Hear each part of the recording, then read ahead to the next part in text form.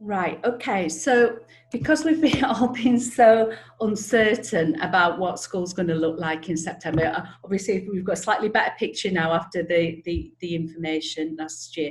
We did some consultation work with some of you, so thank you very much for those people who've been involved. And in the end, we decided it would be appropriate to put back the start date for the first placement, so that you in schools, you've got a lot to focus on. And hopefully then by the time our trainees are coming in, you feel established, you know what's happening, and you know how you can integrate them into school. So we've changed the beginning of the year, which has then had some knock-on effects for the rest of the year. So all our trainees hopefully will be enrolled remotely by the 2nd of September.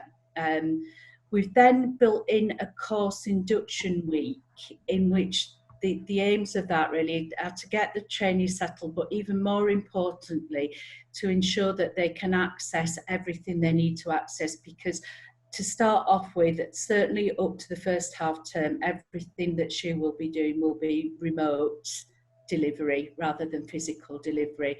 Our estate, our buildings are opening over a staged period of time.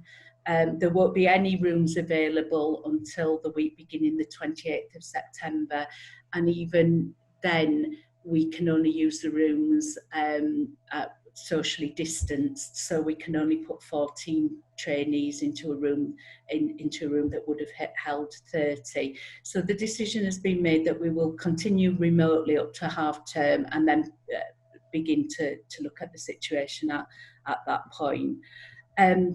So it's really important that trainees can actually access all our Blackboard sites and module sites and everything. So we've built in that sort of week just to ensure that happens.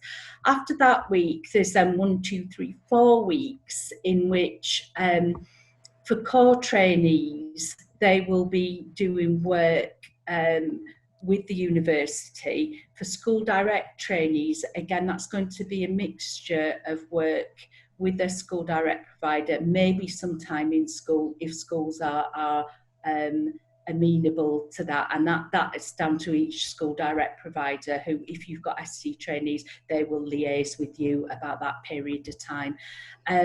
They'll also, both core and school direct, will be starting to deliver part of our professional studies programme.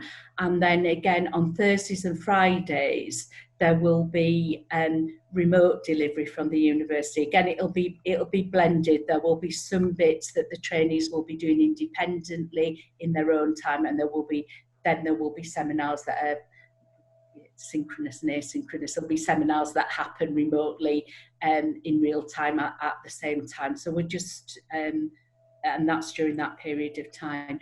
There's then a 2-week induction into SBT1, and we've popped an academic tutorial at the end of the first week, just so we can pick up on any of those issues that happen when trainees first go out into school. And then we will be working towards the end of SBT1 at Christmas. We're talking a little bit later about expectations during this period of time.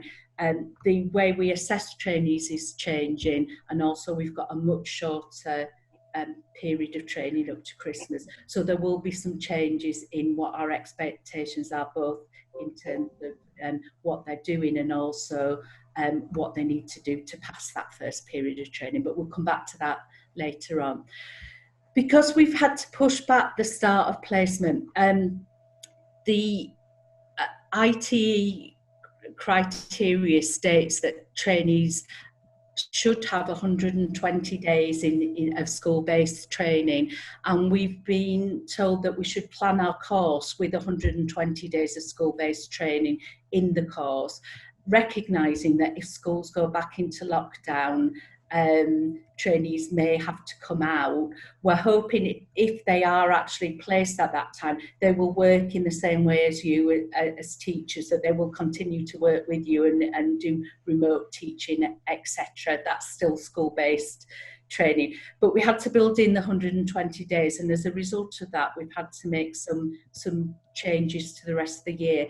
The first is we've put in an induction 2 days for core trainees, okay, in that week, the second week in January. So they will be coming out slightly earlier after the Christmas holidays with that 2-day induction period, okay. The other thing we've had to change is the end of the year. We used to have these 2 weeks, 7th of June, 14th of June, were an extension period for trainees who needed a little bit more time, might have been borderline between a 3 and a 4, or borderline between a 2 and a 3, actually, where we thought, you know, just that extra push would get them to grade 2. Now those 2 weeks, everybody will be in school up to and including the Wednesday of that week, beginning the 14th of June. And then I think the only other adjustment I've made is this academic tutorial here will be a remote tutorial so that trainees can be in school, and academic tutors will negotiate when's an appropriate time to speak to them. It might not always be on the Friday, it might be sometime during that week. And I think every time I counted up the number of days, I got a different number, okay, but I think I've hit the 120, and if it's that difficult for me to count, anybody who's actually checking up on us is going to get different numbers as well. But no, I'm almost convinced we've got 120 days there. So that's just to let you know about that. So I'm just going to ask, again, I want to leave that up so you can look at it. Can anybody just shout up if there's anything you want to ask about that at this point? It's all quiet, so I hope we're all right with that. Brilliant. Okay, thank you for that. And again, thank you for the people who were involved in the consultation about that as well.